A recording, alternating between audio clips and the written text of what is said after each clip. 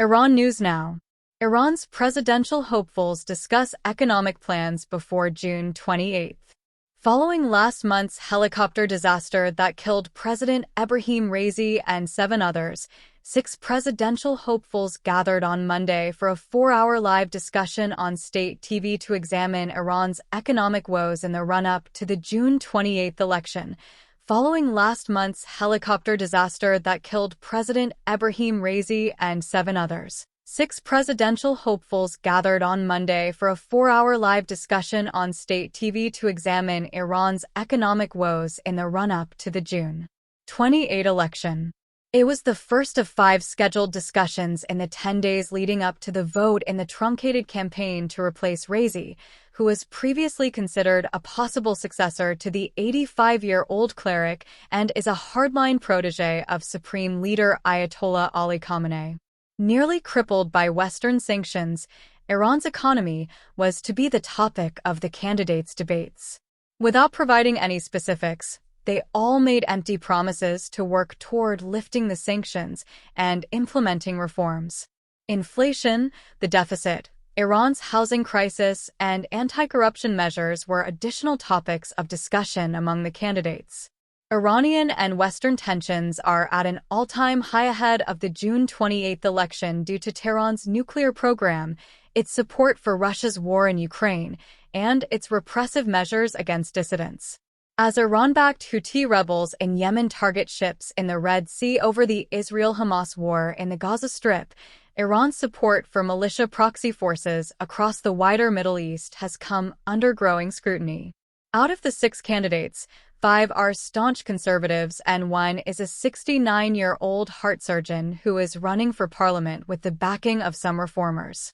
A 62-year-old ex-mayor of Tehran with connections to the Revolutionary Guard, Mohammad Bagher Kalibaf continues to be the most visible contender.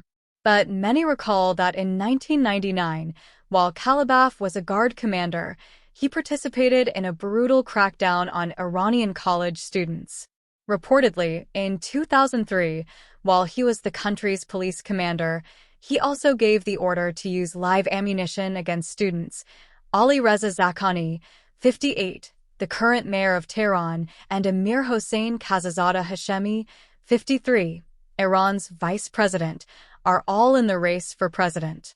Also running are 58-year-old Saeed Jalali, a member of the Supreme National Security Council, and 64-year-old Mostafa Pourmohammadi, a cleric who served as interior minister under the moderate president Hassan Rouhani. Kalibaf campaigned on a platform of becoming a strong president who would help the impoverished, improve economic management, and work to lift sanctions through diplomatic channels. The penalties were a disaster, according to Pezeshkian, who also pushed for looser internet regulations. Due to security concerns, Iran has long prohibited access to several popular social media and messaging sites, including Facebook, Instagram, Telegram, and X.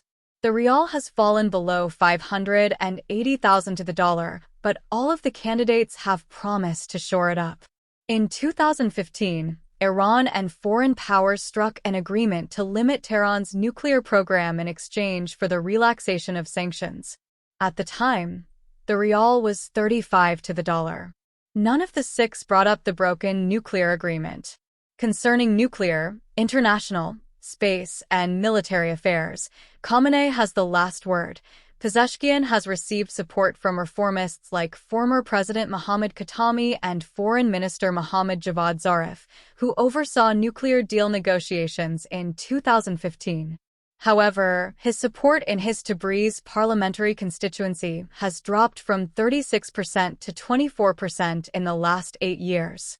In the most low-turnout presidential election in Iran's history, Raisi was victorious in 2021.